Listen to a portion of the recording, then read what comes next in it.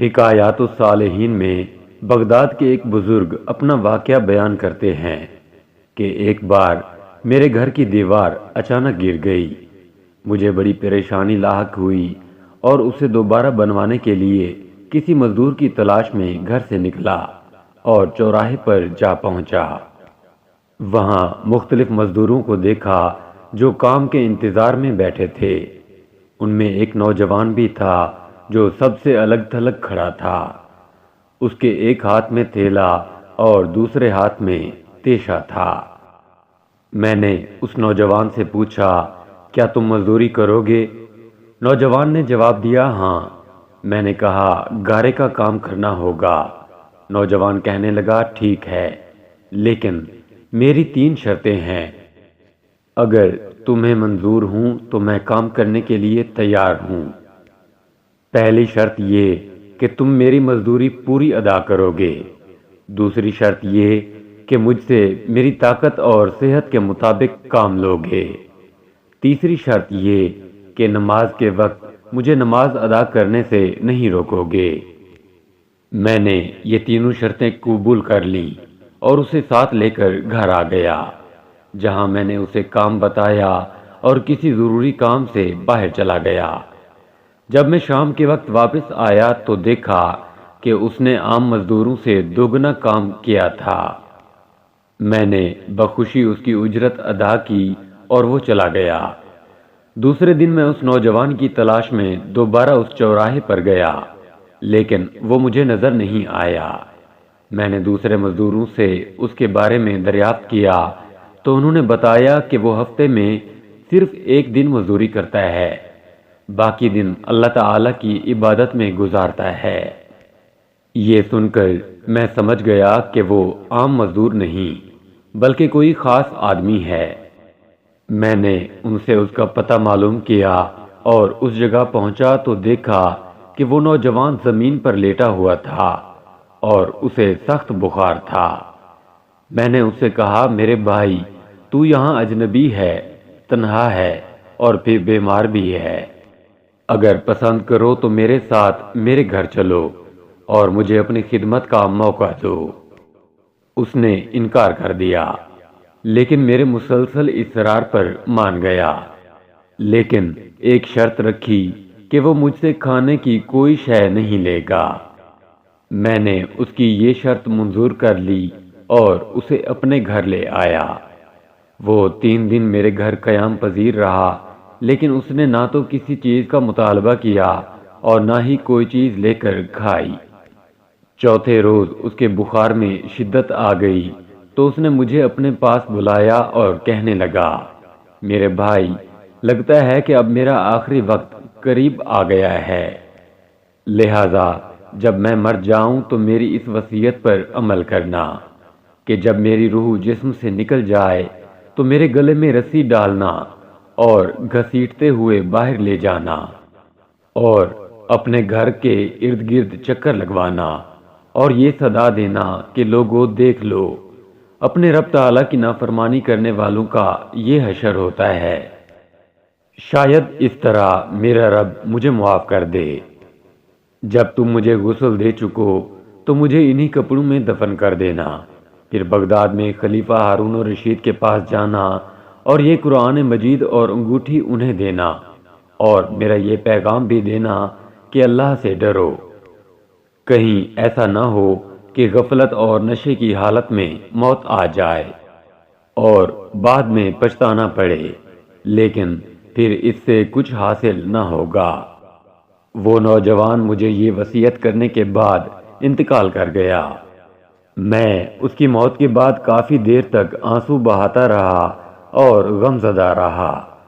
پھر نہ چاہتے ہوئے بھی میں نے اس کی وصیت پوری کرنے کے لیے ایک رسی لی اور اس کی گردن میں ڈالنے کا قصد کیا تو کمرے کے ایک کونے سے ندا آئی کہ اس کے گلے میں رسی مت ڈالنا، کیا اللہ کے اولیاء سے ایسا سلوک کیا جاتا ہے؟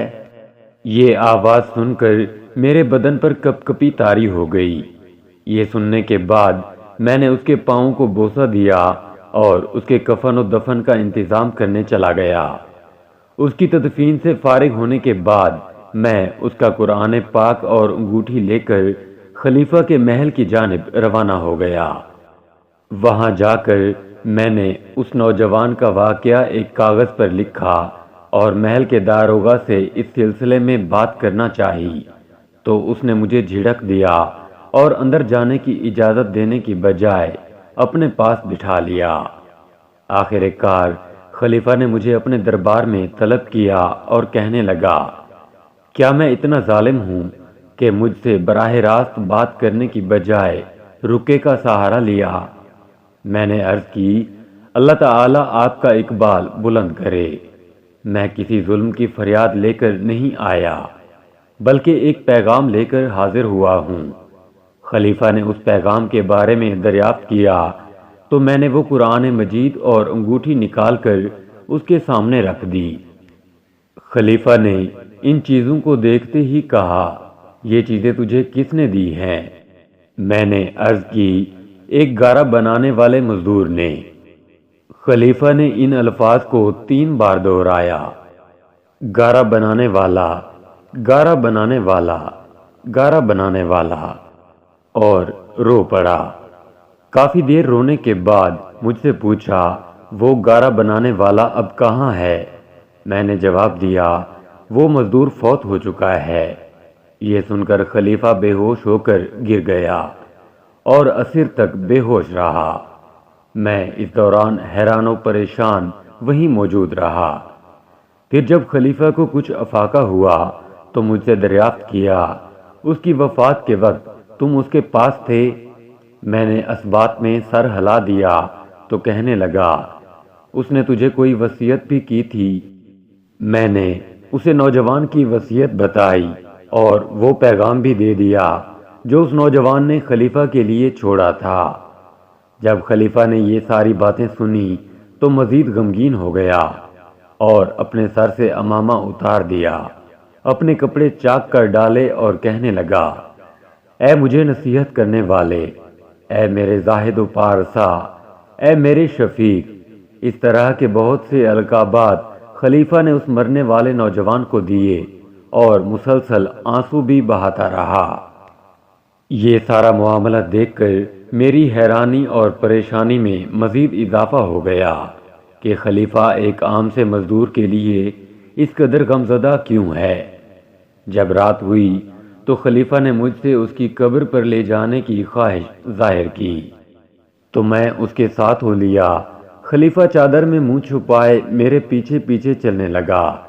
جب ہم قبرستان میں پہنچے تو میں نے ایک قبر کی طرف اشارہ کر کے کہا، عالی جا، یہ اس نوجوان کی قبر ہے۔ خلیفہ اس کی قبر سے لپٹ کر رونے لگا۔ پھر کچھ دیر رونے کے بعد اس کی قبر کے سرہانے کھڑا ہو گیا اور مجھ سے کہنے لگا، یہ نوجوان میرا بیٹا تھا، میری آنکھوں کی ٹھنڈک اور میرے جگر کا ٹکڑا تھا۔ ایک دن یہ رقص و سرور کی محفل میں گم تھا کہ مکتب میں کسی بچے نے یہ آیت کریمہ تلاوت کی۔ ترجمہ: کیا ایمان والوں کو ابھی وہ وقت نہ آیا کہ ان کے دل جھک جائیں اللہ کی یاد کے لیے؟ جب اس نے یہ آیت سنی تو اللہ تعالیٰ کے خوف سے تھر تھر کانپنے لگا اور اس کی آنکھوں سے آنسوں کی جھڑی لگ گئی اور یہ پکار پکار کر کہنے لگا، کیوں نہیں، کیوں نہیں، اور یہ کہتے ہوئے محل کے دروازے سے باہر نکل گیا۔ اس دن سے ہمیں اس کے بارے میں کوئی خبر نہ ملی، یہاں تک کہ آج تم نے اس کی وفات کی خبر دی۔